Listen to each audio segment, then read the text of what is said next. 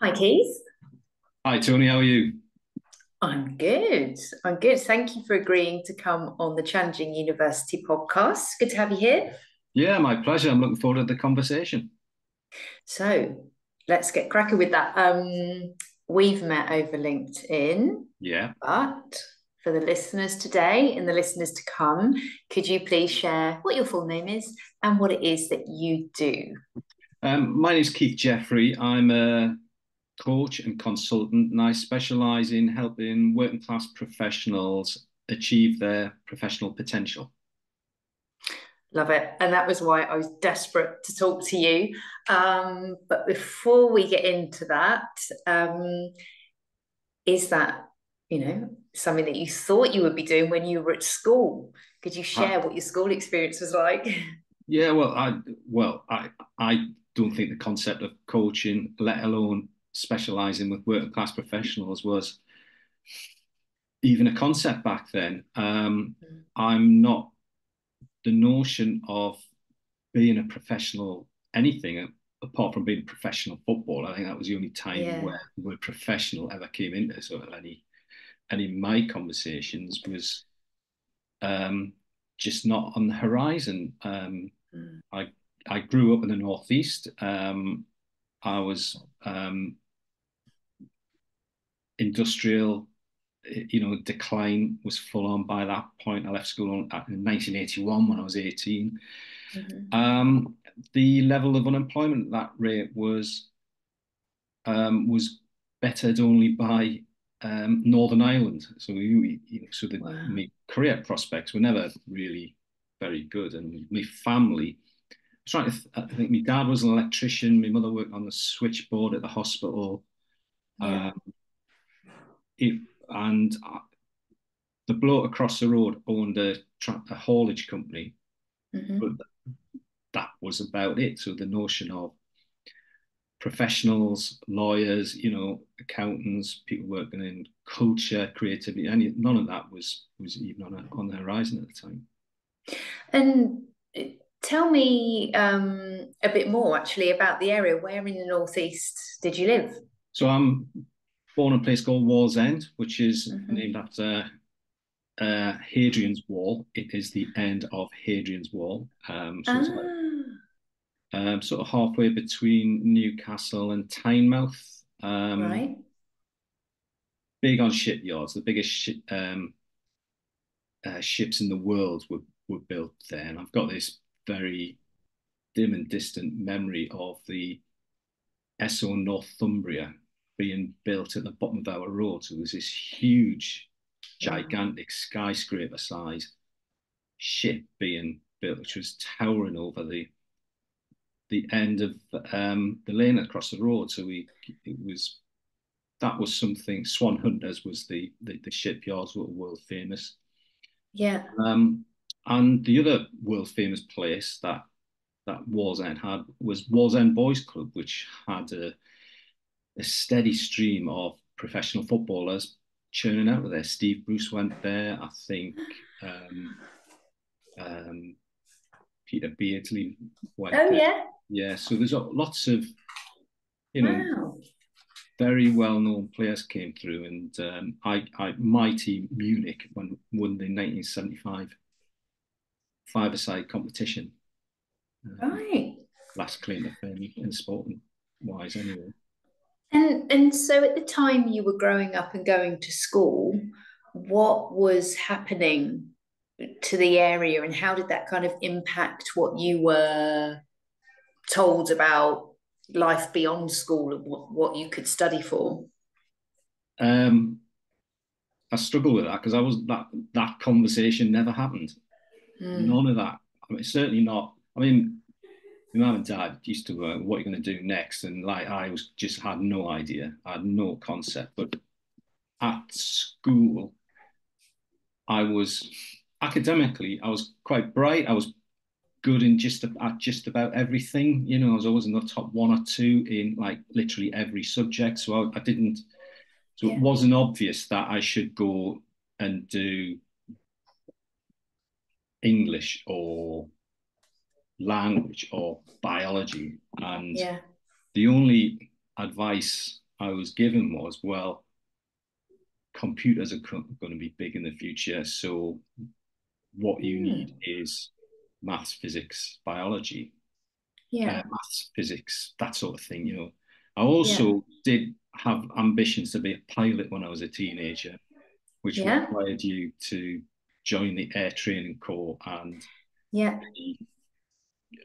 get advanced qualifications in maths and physics. So I guess I sort of followed that sort of route. Hmm. Um, but I don't know. I could not get excited by it after a while. And so you left school at 18. Was there a sixth form at your Yeah. school? So I did my O levels. Yeah. Um, did terribly at them. I mean, to be honest, I think Mm. I was badly let down by the school in a whole number of ways. One is that I don't recall ever anybody taking a serious interest in who I was and what I was Yeah. about and where I was going, and I just sort of feel like a bit of a zombie going through that. I Right. just sort of did what I had, and then I hit my O levels and just fell apart. Yeah, and Mm. there was two things going on. One is there was a where the school could have helped me was just sort of training an exam technique. Yeah. It's just how to do these things, which is this is a thing which keeps cropping up in my career is that these obstacles are put on you in your way and often feel as though they're being set up to allow you to fail rather than you to succeed, and you're not given any help to overcome that obstacle. Mm. Um, Mm. and then the other problem I faced was I discovered music when I was 15. And I just Terrible. got obsessed with music in all its forms. And really, after that point, Mm. nothing else mattered. Um, I got to ask you what the band was that, or the movement that stopped you in your tracks. What was it? well, I'll tell you what it was the album Pile Driver by Status Quo. Yeah. Um, Yeah, love bit quo. yeah. And well, I mean, I had that album. Yeah, I'd accumulated some records over the years, and then just was playing it in my bedroom, and then all of a sudden something clicked, Yeah. and then within 6 months, then I discovered John Peel. Mm. Then just everything changed then, and all of a sudden I started to find who I was. Yeah. And that took precedence over anything else, really, and did Mm. for a long time. For the first time, I found some friends I shared some interests with, and we started to. They were in bands, and they had me, and gradually, I've started to find a world where I belonged for the first time.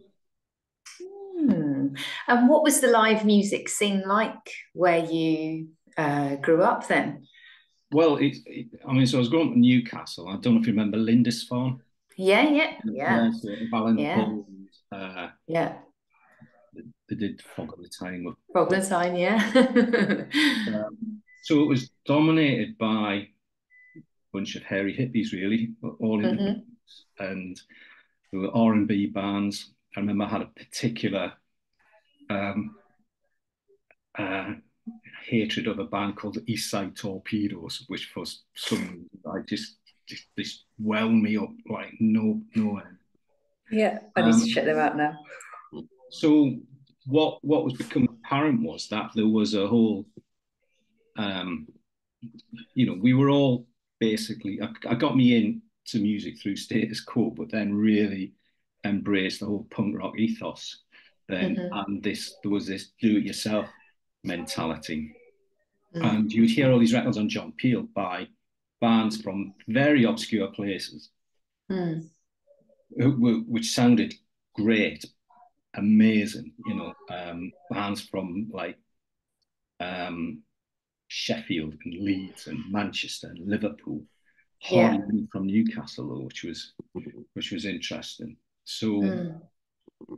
what we then my Newcastle City Council ran a regular sessions on how to be in a band, you know. So and it wasn't Oh, so it wasn't just like how to play an instrument, how to play drums or whatever. It was all about how to put a PA system together, wow. how to run a gig, you know, all that sort of things. And they Yeah. were overwhelmed. There was a place called Special Projects. I think it disappeared a long time ago. They were overwhelmed with young kids like me who were Yeah. passionate about music. Um, and in the midst of those discussions and events, they said to us, "Look, why don't you? We can't, we can't cope with the level of interest. Why don't you go and get your own venue?" And Mm, that's when my ears pricked up because I can't play an instrument. I'm not a mm. musician. I definitely cannot sing. But Right. I felt as though that was I could play a role there. So Mm, I sort of stepped forward and just got a grip of it. And so this was when I was 19. mm. We I vividly remember this. I had to. So there was some funding. There's a funding opportunity to buy for capital, and you had to put a business plan and application together. I wrote a business plan for a music venue in my biology jotter, Right. Wow. and we put an application in to Newcastle City Mhm. Council based on a particular venue that we building that we'd Mm, identified that we reckoned we could convert. So mm. um, we got we asked for £250,000. They gave us £120,000, which When you were 19? yeah. And I mean, at the time, I mean, I do remember. Don't know if, at the time Wow. it was the remember the big Brixton riot, 1981. Yes. Hmm. There was a big sense of young people Hmm. um, just being disenfranchised from every opportunity. Uh, Yeah. I remember egging it up in the application form, like, you know, if you don't give us this money, Newcastle burns, you know, it was that sort of. Uh, I mean, that's one way to do it is, it. yeah. And, you know, I think they were quite clever about it. They said, right, we can't say no to this, but we'll only give Mm, them half of what they asked for so that it really kiboshes the whole thing. right. So what that meant was, um, because I remember being in the meeting, being told we'd only got £120,000, and then walking out in a massive huff about it because, like, well, that's not what we asked for, you know. Yeah. Um, I was young at the time, you know, Yeah. and then that led us on a long journey from that point on, Hmm. where we needed to. That money was there, and I was not going to let that go. No. Um, what we needed to do then was find another venue, another building. And it Hmm. took us another 2 years to find that building. Right. Okay. And in the mid, you know, like young people, 19, 20-year olds, Mm, they all, the mainly in bands, they were mainly interested in playing music, you know. I mm, didn't have that, but I did have this. So I was the one who I literally was at times the only person representing young people in music in meetings with the mm. council, and I had to there were meetings where I had to just round up my girlfriend and her mates and my mate, and we'd all go along and look weird with dyed hair and stuff and pretend to be representing the youth of Newcastle at that time. But we, but Yeah, go we, on. yeah, but we held on to the money. That was important. Okay, so because yeah, that was the question in my mind. You secured the funding, but it Yeah, wasn't enough for the original venue. yeah, So you were granted the time to find a venue yeah. that would fit within that budget. Um, How did you approach kind of, I just, when I think being 19 and going, right, first I'm going to write a bid in my Yeah, biology yeah. jotter and a business plan, and then I'm going to acquire a venue and fit it out. And how did you work your way through that? With the help of youth workers at the time. Um, Ah, so okay. so it was so the city council special projects team were working Yeah. with us, and they suggested and they helped us put the application together. We had to do the Mm, work ourselves, but they yeah. helped sort of frame it and shape it. And we got Yeah. some supporters internally. So I remember Mm, the deputy chief executive of Newcastle City Council, a guy called John Keane, very nice guy, mm, very interested in helping us through this. So I think there was some institutional support there, if you like, yeah. but we're ready to buy the fact that we were young and enthusiastic, had a genuine issue, but also had a genuine Yeah. solution as well. So that was the thing. What did you call the venue? It ultimately became Riverside, Right. which Okay. if you're at all interested in music in Newcastle in the 80s, it has become like an iconic venue. Um, Right. Nirvana played their first European show there, for example. Um, Wow. Oasis, Oasis had a famously riotous concert there where um, fights broke out. It was subsequently described as a riot, but it wasn't quite that bad. But Right. David Bowie played there as well. Wow. So it was groundbreaking venue for Yeah. alternative music but we put on jazz. We presented like the first African music that was coming into the country at that time. Did Yeah. all sorts of things. Wow. Um, so you've kind of I'm just thinking there's lots of strands that I'm, thinking you could pursue because I'm seeing that, that love of music and then John Peel, famous for bringing bands to the fore that wouldn't get radio play, and then you've created this groundbreaking venue and you've brought Nirvana in Yeah, and offered an arena for Oasis fans. yeah. Um, so I'm fighting. Um, how did you find it? Like you said, you're working with youth workers and you've got support from like institutional Yeah. support.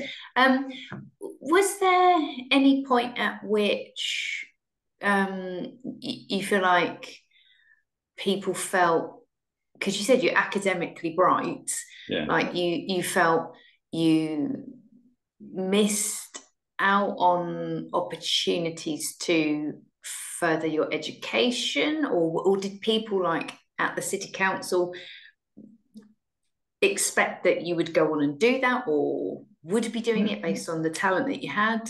Um, I don't think my level of thinking was that sophisticated. My sister went to university. Mm, She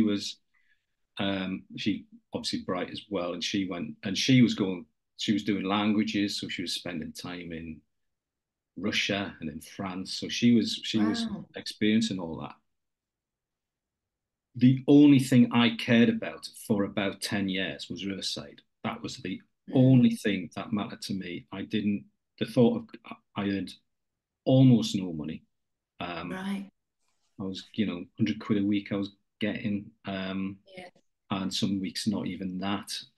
It was very financially hugely challenging, Mm, but it was all I wanted to do. That mm, the notion of doing anything. There were times when it got financially difficult yeah. that I would then think about applying for other jobs. But if I hadn't been, because I've reflected on this quite a lot, we were initially supported by the Enterprise Allowance Scheme. Oh yeah. Yeah. So we were getting, the other thing to say about Riverside, it was formed as a workers' cooperative. Oh So right. we were all, Wow. and there was um, and there was a community cooperative who owned the assets, and the workers cooperative ran it. So, but it was very, we were all, none of us Yeah. felt that there should be private incentive going into this. Mm. And so we got into this sort of cycle of like, we were running a nightclub venue with a Yeah. 1030 license as well, Right. which was the magistrate and the police were vehemently opposed to giving us any Right. sort of license, which compromised our ability to generate a sustainable business model. Um, Yeah. so that was supported and funded by things like the enterprise allowance. We were all getting housing benefit. We were all Yeah. so there was financial, that type of social benefits were in place, which enabled us to survive, and that's all we were doing to survive. I'm not sure that, given the way things are now, that we would be allowed to do any of this, which is a real tragedy. Yeah, and that is something that strikes me, like you say, is that you were running something that was of cultural importance and vital to the local community, um, but you needed income support in order Yeah. to live. And that seems crazy to me. But like you say, there's who I heard someone talking about using that enterprise allowance scheme to, I guess, like you, like they actually started their business, and without that, they they wouldn't have been able to achieve what they have today. No, there was I think Business Insider have just done something about it, and I spoke to them about it. And the guy from Superdry apparently Ah, started on enterprise allowance scheme, and mm, what and the it was 40 quid a week, mm, um, and plus whatever you can earn on top of that, and it was a way of some of the cynical critics were saying it's a way of massaging the employment figures. right. The other way to look at it is it's saying, well, look, let's invest in young people to Yeah, do something. yeah, Because all of that, subsequently went on to decently paid work. And I reckon the amount of tax and NI and everything, I've more mm, than paid back that investment. And yeah, when people start talking about people on the dole being lazy, scroungers, all of that stuff, mm, I've had 3 years of my life unemployed. I mm, have I know people do not want to live like that. They want to make something of their lives, yeah, and if and we should help those people, and we should invest in them. And yeah, it's not a lot of money to be able to do that. We get research and development mm, gets tax breaks, quite rightly so. yeah, But if we invested in young people, wherever they are, and just believed in them and just allowed them to go out and take risks, they will learn huge amounts, and then in the fullness of time will contribute that back to, yeah, to society and the national exchequer in one way or yeah. another in the long run. And tell me then, from these young people that started out Riverside, 10 gave it 10 years of your life. Yeah. What happened from there? Well, by 1990, I was the thrill of living on 100 quid a week was wearing a bit thin by that point. And I got another job where I got twice as much money as I was Mm, earning, yeah. running a venue in Cambridge called the Hmm. Junction. Hmm. Um, so I went down there. They were facing their own financial challenges. We managed to Yeah. turn that around. Hmm. Then that was a bit of a eye opener because it was the first time I'd really worked with middle class people. Okay. The first time I thought, oh, is this what they look like? And people with like posh accents by and large, people who'd been Hmm. to university, who'd got Yeah. degrees and all of that. Mm. And um, they had I sort of had a stereotypical view of people who lived in Cambridge, bright, Hmm. every visitor had just been on the telly, it had been Yeah. sort of expect. And it wasn't like that at all. But they Mm. also had stereotypes of me of, Mm. remember when the boat comes in, that in the 70s, there was this drama series based in the 1920s and the 30s. James Ah, Bolan was in it. And okay. their view of people like me was a cross between when the boat comes in and the likely lads. It was that's all they Okay. knew of. And so I'm wandering around, very Yeah. rough around the edges, Yeah. you know, people and fairly straightforward in what needed to be done, and just and I had my own personal flaws as well. So I was a bit miserable, a bit aggressive, and I got this reputation of being this tall, bald, aggressive Geordie, who was, um, which had its upsides and had its downsides. Mm. But they had a stereotype of me and treated me like, Yeah. Yeah, and I was thinking about what reference points I might have had because I remember a little bit Likely Lads was on the TV when I was very small, and I remember like Off Eat the Same Pets, yeah, yeah, you yeah, know? yeah, So yeah, I would absolutely. have gone through a period growing up because I grew up in the South where what you see is a stereotypical view. I thought everyone from the Northeast was Jimmy Nail, basically. Well, yeah, to be too fair, quite a lot of people are like that. But he's, there's in a professional context, I suddenly Mm, started hitting barriers at that point, mm, where which I then I look, I wasn't particularly aware of at the time, but mm, actually come back now where class was yeah. starting to play a bit of an issue. I then went to set up a media centre in Huddersfield in the Hmm. mid 90s. So that was um, that was a new capital build. It was the idea was that Huddersfield had identified that digital and creative industries Yeah. going to be the future. And I Mm, mean, I started when I started in '93, I think it mm. was. So I mean, this was before the internet. It was before, Yeah. So you they know. weren't wrong. Yeah. Well, yeah, and I remember doing my research into because I don't know if you remember, you used to have to do if you do market research, Hmm. the key tool you used was Yellow Pages.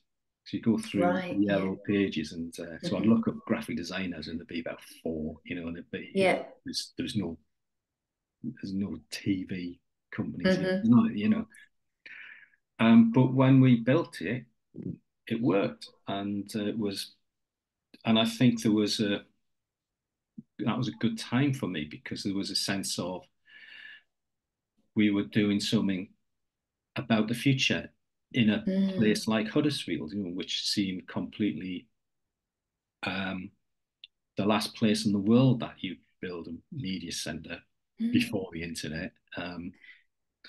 I remember I used to have I got an email address in about '94, I think it was, and Yeah. nobody to email because Yeah.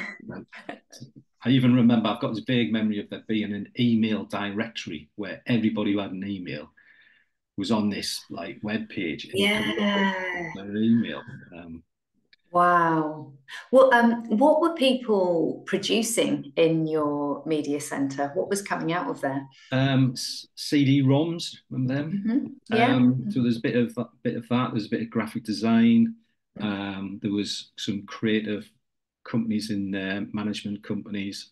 Mm-hmm. Um, a whole mix of people who what we tried to put together an interesting mix to develop an internal Mm-hmm. economy so that they could trade with each other.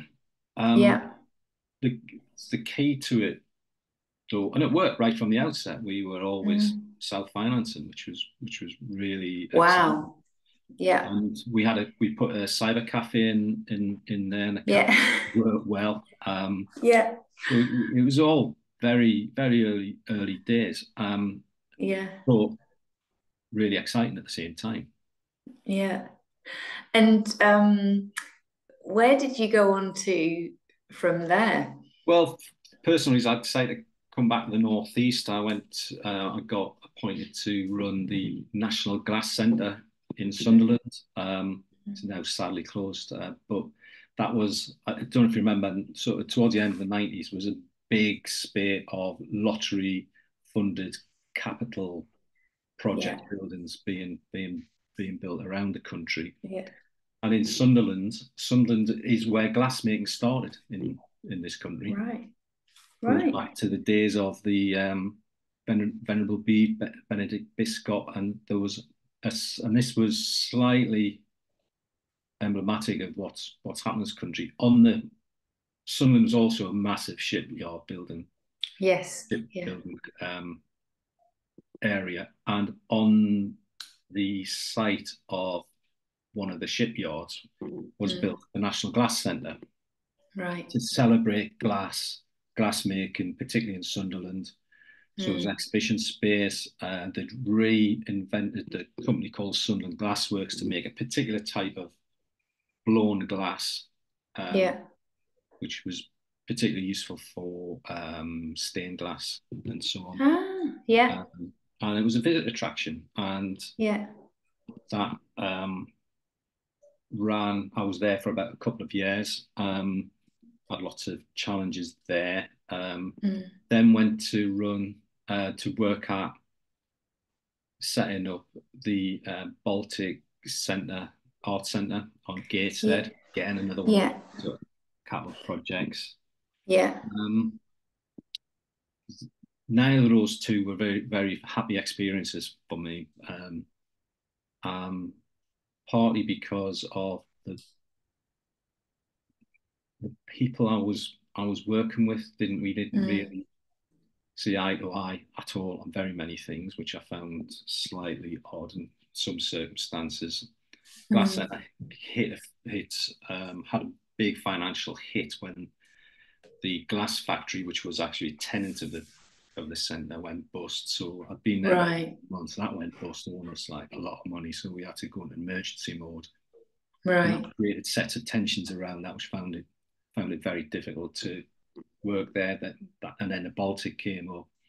That Mm, was not what the deal I was sold. So I right. then went into freelance world for a bit, ran a company of advising digital startups, Yeah. then um, ended got a contract to work in Bradford, Mm-hmm. running a program called the Urban Cultural Program, which was about celebrating 5 cities of Yorkshire, using culture to develop a tourism brand. Yeah. Did some interesting things there.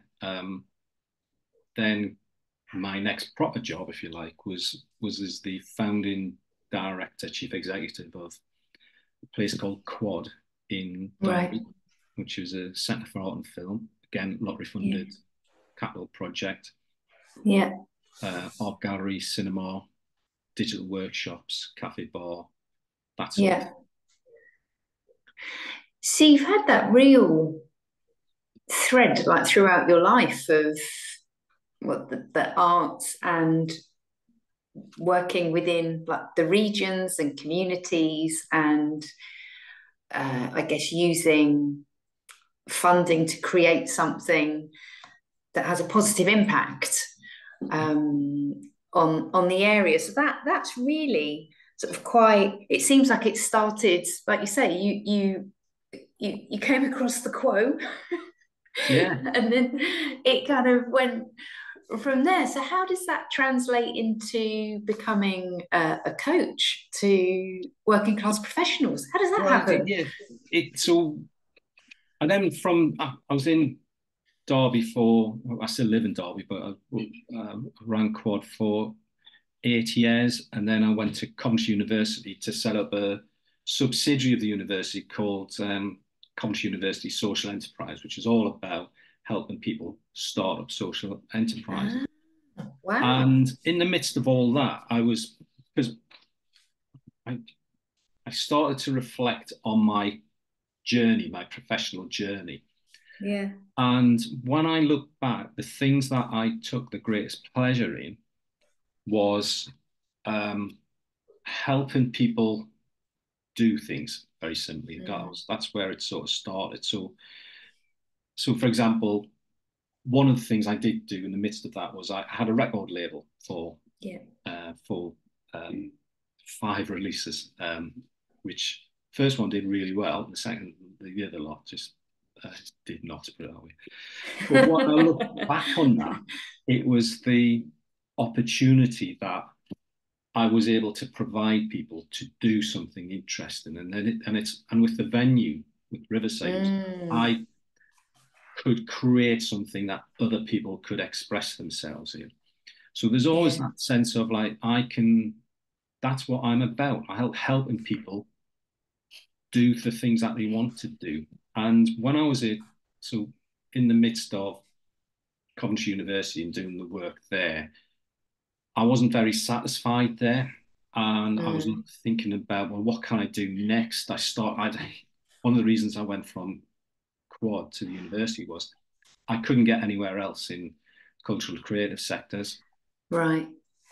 And so I had to have that fundamental rethink of what is it I'm here to do? What am I, I'm getting on a bit now. I haven't got that long left in professional terms. So I don't want to be as stressed out Mm. um, as I have been throughout my career, worrying about Mm. the future, worrying about is this going to work?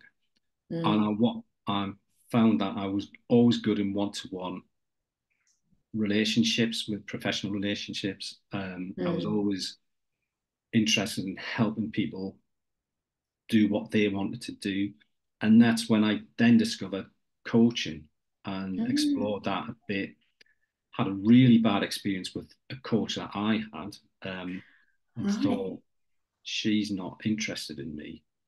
Right. And went and qualified as a coach. Love Just because I that. felt it's a coaching relationship's a very precious thing. You need to Yeah. feel um, that your coach is interested in you and what it is you're doing. Yeah. And as when I left Coventry University, I knew that's what I wanted to do. I wanted to coach people. I wanted to help people realize the potential. That's my life Mm. purpose. I want to help people realize their potential. Mm. And that started off, and I still do a lot of work with the cultural professionals, but I started posting now and then about working class, about Yeah. having an accent. Yeah. The majority of the the art sector is a very classist sector. It is very Mm. 60% of cultural professionals come from a privileged background. I think that was a definition. So, Yeah. which is, and everything that goes with culture Yeah. responds to, in the subsidized cultural sector will respond to middle class values and aspirations. And Mm. um, so as soon as I started talking about working class, being working class, having an accent, not Mm. going to university, that really resonated with people. And then Yeah. I started talking to um, other people about working class, and then just sort of shifted. Look, this is what I'm here to do. I've been on a sort of a journey where Yeah. I've been unemployed, unemployable, um, Mm. not gone to university. I've had an accent. I've Mm. been lucky because in the 80s and 90s there was public money there to help me, Yeah. but nobody else helped me. I didn't Mm. get and look, and I didn't enjoy the journey, and I Yeah. wanted to make sure that if you're wanting to do something professionally with your career, Mm. you need help. And it isn't money's important, but you also need somebody to act who can help you see what the barriers are, see what the obstacles are, understand the Mm, landscape, that friendly space where you can mm, say, all those buggers out there aren't as good as me, but they're getting all the jobs, and they're getting mm, the promotions, and it's only because they went to the right university, they talk in the same sort of way, and I have mm. to work harder and harder just to keep up with them, and it ain't fair. And Yeah. my job is to help you sustain you through that, whilst also recognizing that these power structures exist and they ain't going away. Mm, So you should focus on what you care about, what you are passionate about, what and embrace your authenticity to carve out a professional career, a work life that's meaningful for you. yeah. And you mentioned that when you were at the junction, you sort of said in hindsight, you saw the barriers that you faced, and no doubt these barriers that you're helping your clients with. So, what would they be? What would you typify Well, I remember these a barriers good as? example. I had a conversation with an arts council officer who said, I said, well, you should be funding local bands. And Mm, they said, well, we don't fund amateur music. Right. okay. So, yeah. And what you meant was rock bands, you know. Yeah. Now that's sort of accepted. Um, but I had conversations about um, I had conversations about my accent. I had to tone down my accent quite Right. a lot so people could just understand me. Right. Um, the It was the first time I'd been in a sort of a funded environment, if you like, Mm, and that required and the work that was being presented was not was work I hadn't come across before, and there was a whole set of unspoken conventions which came alongside that, which I hmm, regularly contravened. hmm. And gradually just started to feel more and more like a fish out of water the longer I was there. Mm. And who helped you to navigate that? Well, nobody. Right. That's what I've looking back on my career. Mm, Um, you have all these like who was your most inspirational teacher at school? mm.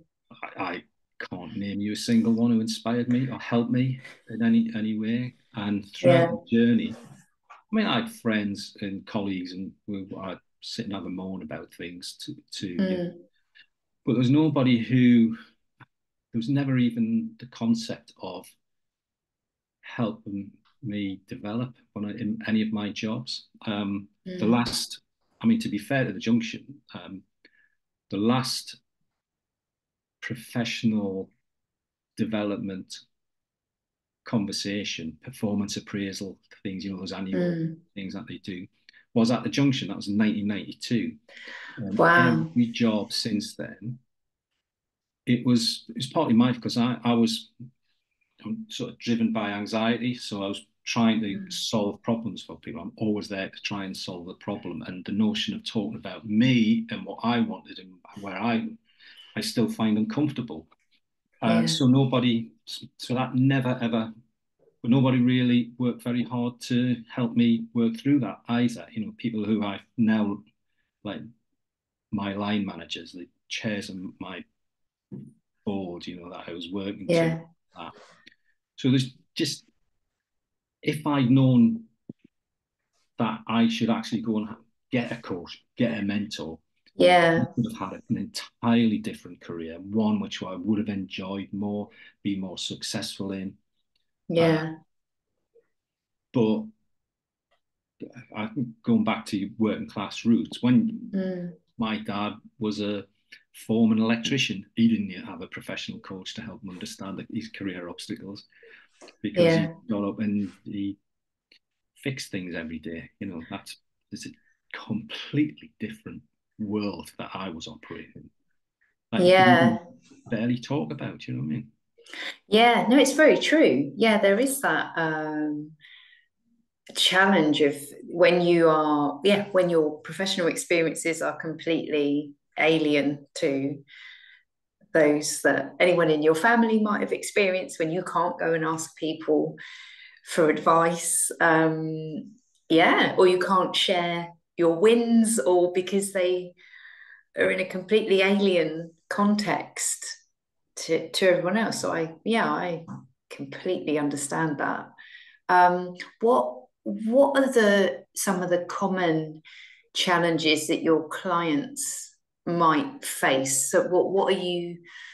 I mean, it could just be those things that we've spoken about, but I'm intrigued because a Well, lot of people would say, well, the world has moved on since then, but I don't it's well, know.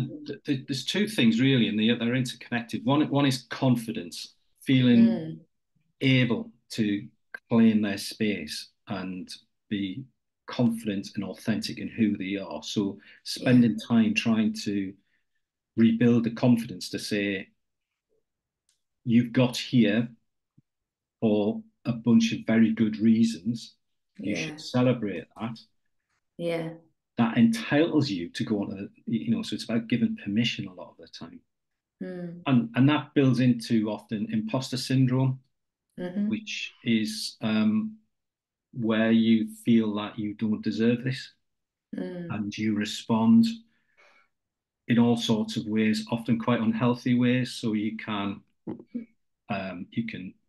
stress because um, you think there are rules in to mm, do this thing and you don't know what those rules are, and you're worried about asking for what those rules are because you that exposes your vulnerability, which means that you'll get fired, won't you?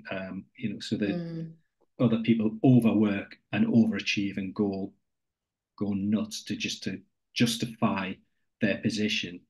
mm, So once that's often those two issues are very very common, more often than not, and that mm, comes from being working class in a middle class world. mm, That's just it's just, I suppose that's natural. mm, Nobody Middle class people aren't out to create problems and barriers for mm, working class people, but they do by accident. mm, Sometimes it's quite deliberate, but that's another mm. subject. But it's just whatever the motivations behind it, it is just a fact of life, and Mm, that manifests itself in the top jobs tend to go to or to people with middle and upper class background. mm. Yeah, well, and that is a fact. There's a game that I like to play when you were talking about the arts sector, and if I'm watching like Taskmaster, for example, because I Yeah, really love comedy and I do yeah, some stand up, but what fascinates me is the number of people on television, like in comedy, which you would think, well, a lot of people think it would probably be very equally distributed yeah, in terms of people's backgrounds, but so many have gone to elite universities, yeah, and it kind of makes you go, oh, right. So, how do you operate in that space? And I know you said I think Rob Beckett has written a book about his experiences yeah. as a working class comedian in what is a very middle class world. Um, what do you think then has stood you in good stead throughout your career? Um, I think I've diagnosed this condition I have. It's not really a condition, but it's a mindset of defensive pessimism. Oh, Um, and I am what that means is you just assume everything's going to go wrong and right. plan accordingly.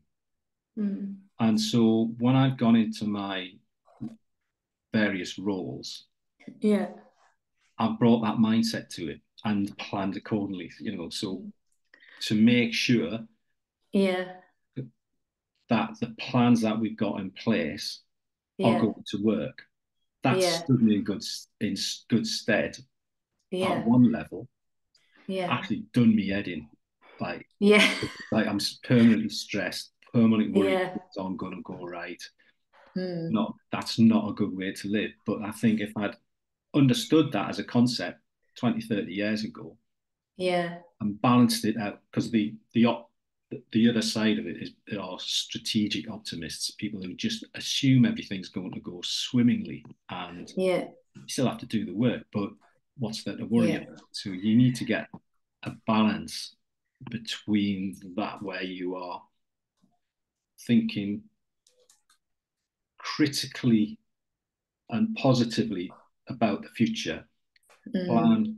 so your plans are robust without bringing the trauma and anxiety and the stress that I brought to it. But Mm. my projects usually work, and that's what's good, stood me in good stead from that point of view. Not healthy for doing it, but But what you said, you certainly, I was looking through and going, I remember, like, some of the projects you talked about, and like Baltic was seen as like a beacon. It was that kind of, yeah, these you these know, these places were, yeah, and they are important to the yeah, places.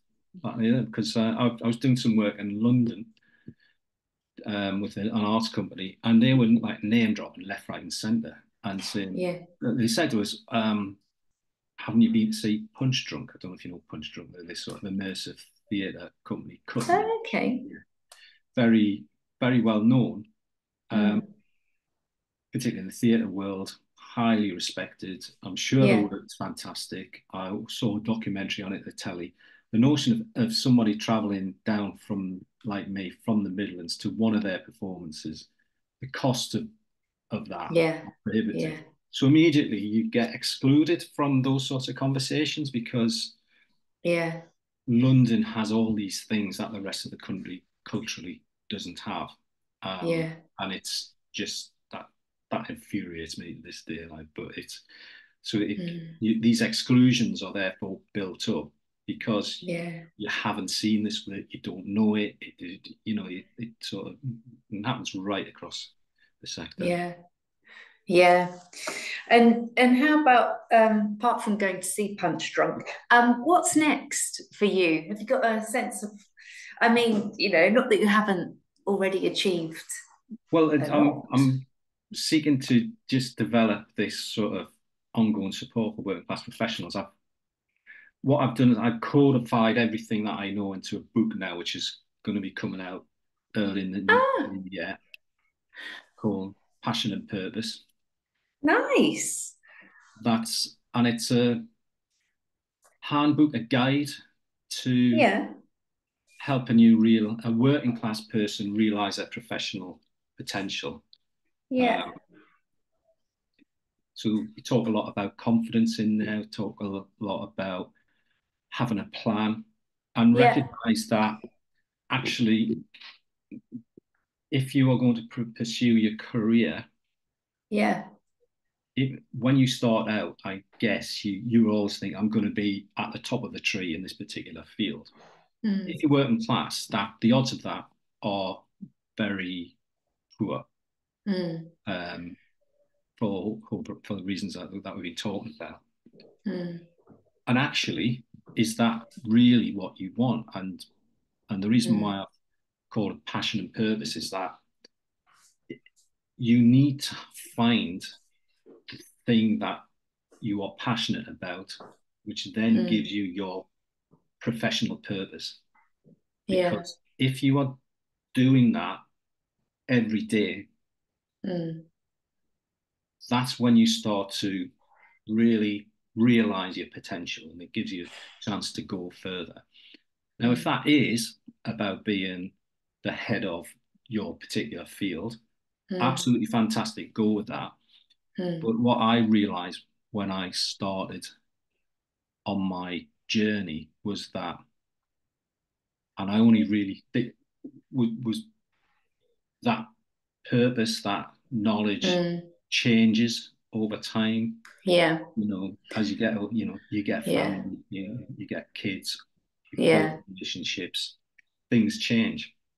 But there's always that one core strand all the way through it, mm, which always stays there. And the sooner you can recognize that, the sooner Mm, you can get the sort of professional life that is powerful and meaningful for you.